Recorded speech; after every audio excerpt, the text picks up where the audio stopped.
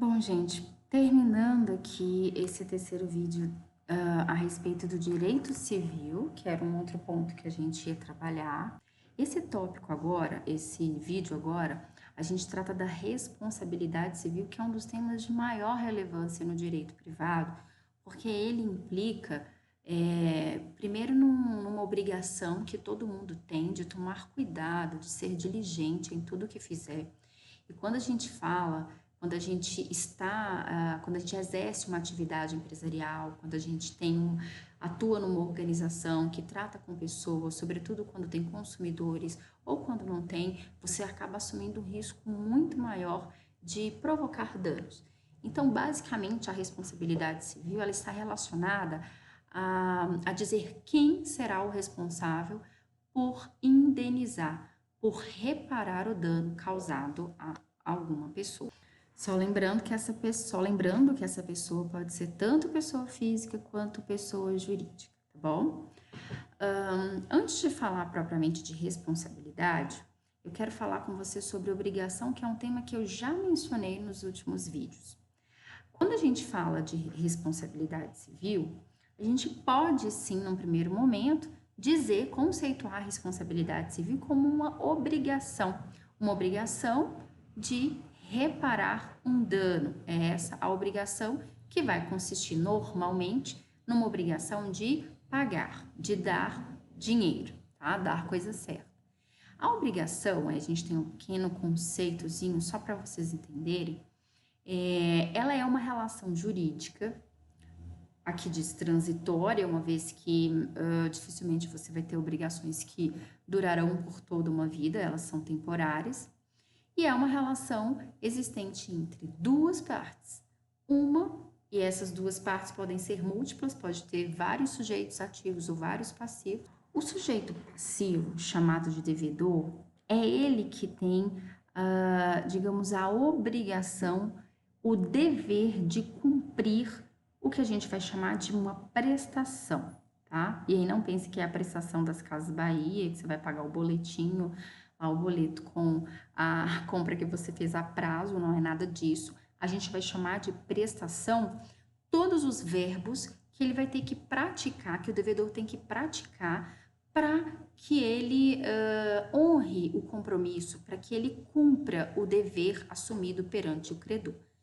Quando o devedor ele não cumpre, o credor ele pode exigir, a partir do momento em que se deu o descumprimento da obrigação, o credor ele pode exigir o cumprimento, tá?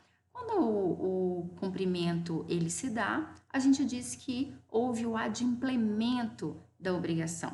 E quando não há cumprimento, a gente fala que não ocorreu o adimplemento, ou seja, estamos diante de um inadimplemento. Essa palavra é estranha, mas essa palavra que a legislação adota, estamos diante do inadimplemento da obrigação, certo? Então, pense na obrigação como um vínculo jurídico, algo que liga duas pessoas, duas partes, melhor dizendo, podendo ser essas partes múltiplas cada uma, e aí elas têm o dever, uma vai ter o dever de cumprir uma obrigação e a outra tem o direito de exigir. Só que normalmente os contratos, eles são o que a gente chama de sinalagmáticos, ou seja, eles geram obrigações e essas obrigações elas são para ambas as partes. Se uma tem que prestar o serviço, a outra tem que pagar o preço. E aí, quando eu não pago o preço, eu me torno devedora e a outra parte credora. Quando eu não presto o serviço, eu me torno devedora e a outra parte minha credora. Ainda com relação à obrigação, eu queria só fazer comentários em relação a 3 pontos que são importantes para que a gente construa o raciocínio a respeito da responsabilidade civil. A obrigação, ela pode ser de 3 tipos. Existe a obrigação de dar, fazer ou se abster, também chamado de deixar de fazer. Então, você pode se obrigar perante uma pessoa a dar coisa certa, coisa incerta, a fazer pagamento, a dar o dinheiro, e estamos diante de uma obrigação de dar. Ou você pode ter uma obrigação de fazer, que é quando você se compromete a realizar algo. E esse fazer pode ser prestar um serviço, realizar um frete, realizar o transporte de algum... realizar um transporte, né? Pensando num contrato de transporte, pode ser representar como no mandato uma determinada pessoa e etc. Mas pode também haver um contrato, uma obrigação, melhor dizendo, em que você se compromete a deixar de fazer. Então, aqui no caso de deixar de fazer, pode existir um acordo entre duas pessoas ou mais, e aí ela se compromete, por exemplo, se é um contrato aí entre franquia, né? O franqueado, ele tem um dever normalmente, e é um dever de sigilo, ou seja, aquele que adquire a franquia, ele não pode contar uma série de coisas relacionadas a como são feitos os produtos, a como que é feita, qual que é o procedimento de feitura dos produtos daquela franquia, porque isso é matéria sigilosa, é algo que interessa principalmente ao franqueador e você assume o compromisso de não contar. E quando você conta, viola o sigilo dos manuais e tudo aquilo que é sigiloso no contrato de franquia, você acaba descumprindo o contrato e aí vai gerar consequências, que é o terceiro item ali. As consequências do inadimplemento, elas são diversas. Você pode exigir do seu devedor que ele arque com as perdas e os danos que o inadimplemento provocou. O valor pago, eventualmente, a obrigação de dar dinheiro, de pagar o preço de um produto, ele vai ser atualizado monetariamente e acrescido ainda de juros, tá? Dos juros legais ou dos juros estipulados dentro do contrato. Aqui em perdas e danos, a gente tem que pensar no seguinte: imagine, por exemplo, que uma pessoa vai se casar e ela vai se casar aqui em Itajubá e ela contrata todo o serviço de buffet, de flores, lá de uma empresa de São José. E, crente, acreditando que estaria tudo certo no dia, exatamente quando ela chega no local, ela descobre que as flores não vieram, as flores não chegaram. Então, não foi possível fazer a decoração do casamento. Isso certamente vai acarretar para ela algum dano. Normalmente, esse dano ele vai ser de natureza moral, porque ela pode, sei lá, até desistir do casamento, ela pode ficar extremamente decepcionada, porque era o dia mais importante da vida desse casal, e aí simplesmente não vai ter decoração, porque eles não conseguiram cumprir com a obrigação devida, ou seja, não houve adimplemento do contrato. E aí o terceiro ponto, que na verdade é o segundo quadradinho ali, a obrigação, ela pode se originar, uma obrigação ela pode se originar a partir de diversos fenômenos, diversos eventos.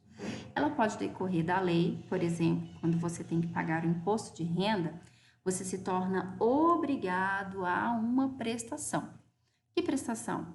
Dar dinheiro. Primeiro, fazer a declaração, verificar se você tem imposto a pagar e se você tiver imposto a pagar, você é obrigado a fazer o pagamento, a dar dinheiro, né? Dar coisa certa, consistente em dinheiro. Ela pode derivar também de um contrato. Então, quando há quebra do contrato, aliás, no contrato, como eu disse que a obrigação em geral, ela é recíproca e ela tem natureza sinalagmática, mas ela vai ter dentro dos contratos, uma vez que no caso da lei não há necessariamente, ou melhor, não vai haver uma contrapartida por parte do poder público. E havendo descumprimento dos contratos, como no caso que eu disse aí sobre a entrega de flores, você tem o direito aí de reparação de danos, etc. Só que existe uma obrigação que ela não ocorre, ela não decorre da lei, ela não tem como fonte um contrato, mas ela tem como fonte o que a gente chama da prática de um ato ilícito. Feito isso, a gente já consegue avançar em relação ao conceito de responsabilidade civil. A responsabilidade civil, ela é uma obrigação. O que é obrigação? É um dever de prestar, é um dever de prestar algo. E esse algo pode ser dar, fazer ou abster-se de fazer. Na responsabilidade civil, o dever é de reparar o dano, é de fazer, mas normalmente ele vai consistir em um dar, em uma prestação de dar, que vai ser quando normalmente essa obrigação ela se transforma no pagamento de uma indenização, tá bom? Indenização é diferente de responsabilidade civil. A responsabilidade civil é a obrigação de reparar um dano quando esse dano decorrer de um ato ilícito, que é o que a gente vai falar agora. No entanto, ela basicamente vai se resumir a um dever de indenizar. O ato ilícito, ele está previsto nos artigos 186 e 187 do Código Civil.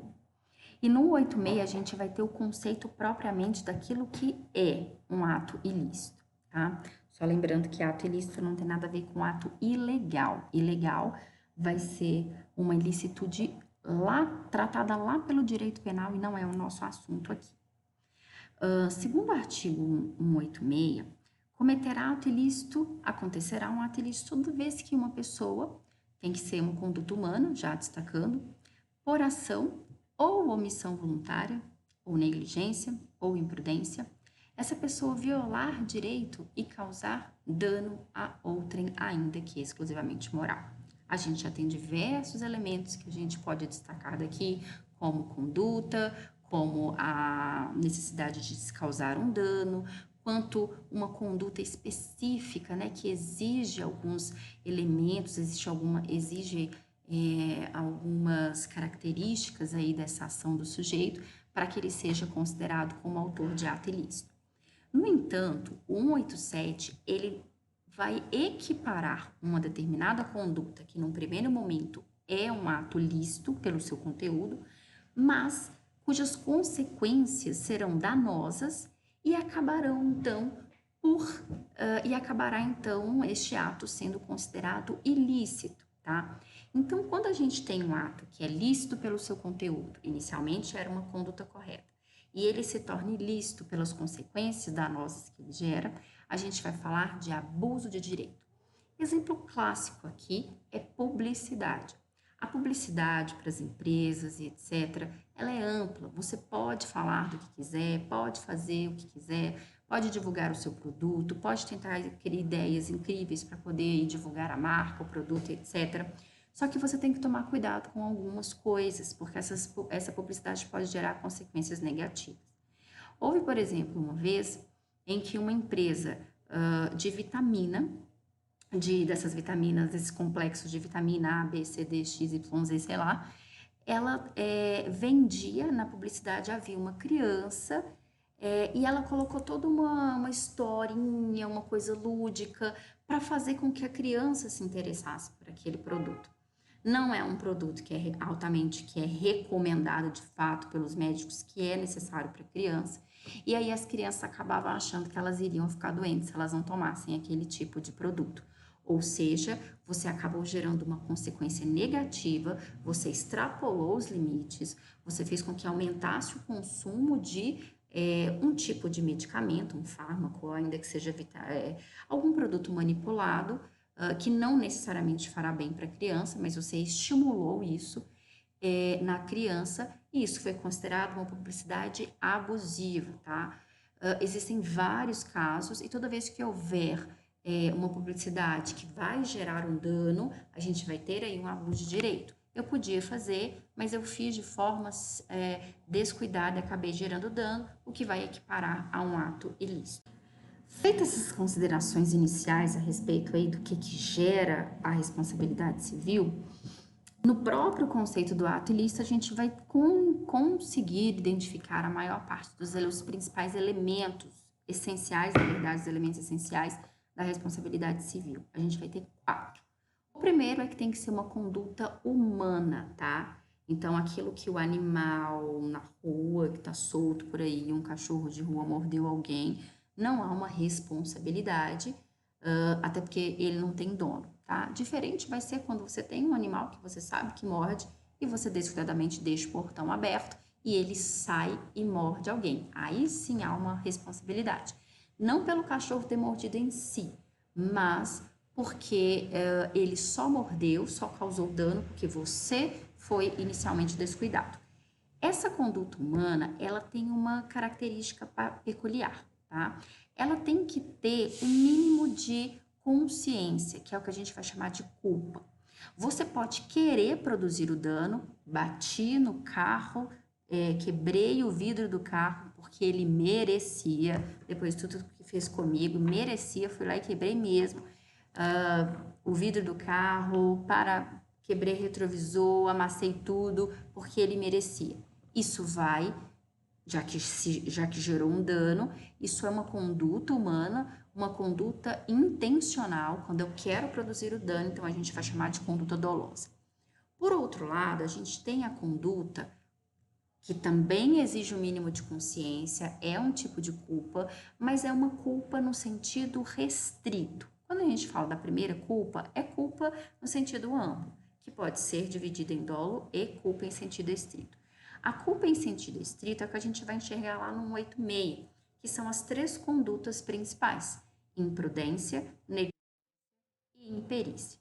A imprudência ocorre quando eu faço alguma coisa que eu não deveria fazer. Exemplo, avancei o sinal vermelho e não podia avançar. De repente estava atravessando a velhinha na rua de bengala e eu a atropelei e nem me dei conta, porque eu estava tão apressado e avancei o sinal vermelho. Eu fiz o que eu não deveria fazer, certo? Na negligência é quando você se abstém de fazer algo, você não faz o que deveria fazer. Então, por exemplo, se você, como naquele caso em que eu mencionei, tem um cachorro que morde, que você sabe que é violento, você sai para passear com ele sem uma focinheira e ele acaba se soltando, você acha que domina bem o animal e solta eventualmente ele da guia, ou seja, você não toma o cuidado necessário e ele acaba ferindo alguém, você comete um dano por negligência. Você não fez o que você deveria fazer, tá?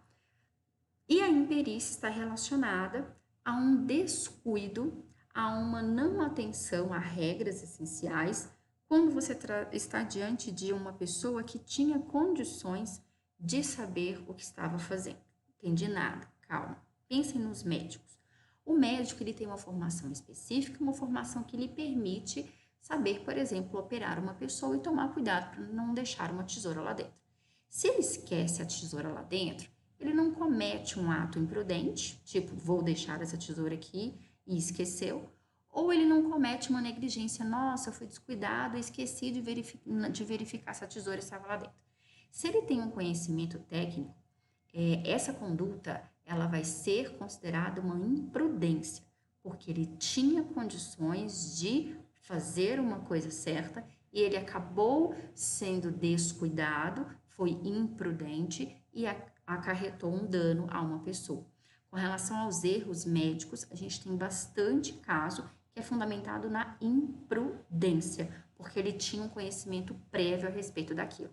Já a negligência e a imperícia, elas são fundamentadas no dever geral de cautela. A gente tem que agir sempre pensando em não provocar danos a terceiros.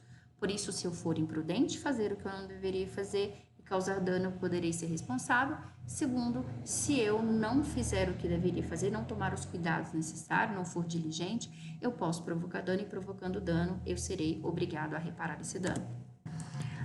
Além da culpa e da conduta humana e da culpa, e aí, só lembrando que a gente fala em conduta humana e fala em culpa justamente para evitar os atos reflexos, os atos, por exemplo, você simplesmente desmaia e cai em cima de um vaso chinês raríssimo. Enfim, isso afasta a responsabilidade civil também, tá? Além desses 2 requisitos, a gente tem que ter um dano. Se não houver dano, não há responsabilidade, tá bom? O dano ele pode ser material, ou seja, reparar o carro que foi destruído, ele pode ser, inclusive, estético, e é diferente do dano moral do dano material do dano estético. Você tem o dano material quando você a pessoa teve que despender, que gastar com medicamentos, e você vai ter um dano estético quando você acaba acarretando alguma desfiguração no corpo da pessoa atingida. Então, se ela perde um braço, se ela tem o rosto queimado, como a gente já viu em muitos casos de violência contra a mulher, de despejar álcool, de colocar fogo, de colocar ácido. Então, esses danos que causam marcas visíveis, expõem a pessoa a uma situação de muito desconforto e aos olhares de terceiros, esse dano ele também vai ser individualmente reparado. Pode também ser que o dano seja de natureza moral, e isso é subjetivo, mas não pode se confundir com um mero dessabor, com um mero dissabor, com um simples aborrecimento, tá? Tem que ser algo que realmente te magoe, tem que ser algo que realmente macule, melhor, macule não, que tem que ser algo que realmente faça você se sentir humilhado, como por exemplo, aí você já tem até a presunção de que quando o nome de uma pessoa é colocado indevidamente no SPC, já gera um dano moral, tá? Quando você tem aí uma exposição pública de uma pessoa, veiculação de imagens negativas a seu respeito, e aí ela tem a imagem dela manchada ou vista de forma negativa, também você vai ter um dano moral. E aí, o último requisito que está ali do lado, em preto, é o nexo causal. Esse é muito importante. O que significa? Significa que a conduta culposa tem que gerar o dano. Então, ele é nada mais, nada menos do que uma ligação, um liame. Eu tenho que, logicamente, compreender, eu tenho que conseguir compreender logicamente que foi aquela conduta que causou o dano, aquela conduta culposa, né, aquela conduta baseada numa culpa, seja dolo ou culpa propriamente dito, ela vai gerar o dano. Só isso que significa o elemento nexo causal. Toda vez que eu tiver que verificar todos esses 4 elementos, a gente vai estar diante do que os autores chamam de responsabilidade civil subjetiva. Por que subjetiva? Porque eu vou ter que verificar como que se deu essa conduta humana a partir do sujeito que a praticou. Eu tenho que perceber e identificar se ele agiu com dolo ou com culpa, ou seja, se ele foi imprudente, negligente ou imperido. Se não é exatamente o contrário, eu não identificar que houve imperícia, eu não verificar que houve negligência, eu não verificar que houve imprudência, então não haverá responsabilidade civil, ainda que a conduta tenha provocado dano, ou seja, eu tenho conduta, dano e nexo de causalidade. Um exemplo aqui de situação que a gente tem que verificar a culpa, ou melhor, na verdade, em regra, a regra geral é que toda responsabilidade civil ela tem que ser subjetiva, tá? Toda vez, em regra, ela vai ser sempre subjetiva, como eu disse. Então, você tem, por exemplo, o caso do acidente de carro que eu mencionei para vocês. Você está andando tranquilamente pela BPS, nem me lembro se ele tem sinal, mas enfim, vamos supor que tivesse sinal sinal de trânsito, e o semáforo indicava que você poderia passar. No momento em que você vai passar, sai correndo uma criança na sua frente e você faz o quê? Calma, não vamos atropelar a criança. Você joga o carro para o outro lado e acaba atingindo uma motocicleta que é praticamente destruída. O que aconteceu? Você praticou uma conduta. Você jogou o carro sobre a motocicleta que estava destruída. Logo, a sua conduta provocou um dano, então tem um nexo de causalidade, porém, a sua conduta ela não teve culpa. Você não agiu com dolo e você não agiu com culpa em sentido estrito. Por quê? Porque não houve imprudência, não houve negligência, não houve imperícia.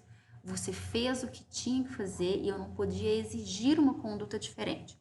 Ou você atropelava a criança, ou você jogava o carro para onde desse e acertasse onde desse. E iria acertar em qualquer outro lugar. Então, aqui, nesse caso, o sujeito não vai ser responsabilizado. Ele não será responsabilizado por ter causado dano aquela motocicleta, lamentavelmente. Um segundo tipo de responsabilidade que a gente vai ter é a responsabilidade objetiva. Eu disse para vocês que a regra é que a responsabilidade ela seja subjetiva, ou seja, eu tenho que verificar se houve culpa em sentido amplo, dolo ou culpa em sentido estrito. Porém, sempre que a lei determinar, quando a lei disser que a responsabilidade independe de culpa, de um agir negligente, imprudente ou imperito, ou que haja dolo, eu vou ter um tipo de responsabilidade chamada de objetiva. Eu não me importo com o sujeito que praticou, então o que basta para mim são esses 3 elementos que está aí para vocês: a conduta humana, o dano e o nexo de causalidade, que significa que aquele dano foi produzido por aquela conduta, independente se a pessoa foi cuidadosa ou não.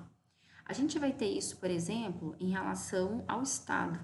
Toda vez que o Estado pratica algum dano, eu não vou verificar se ele agiu com culpa.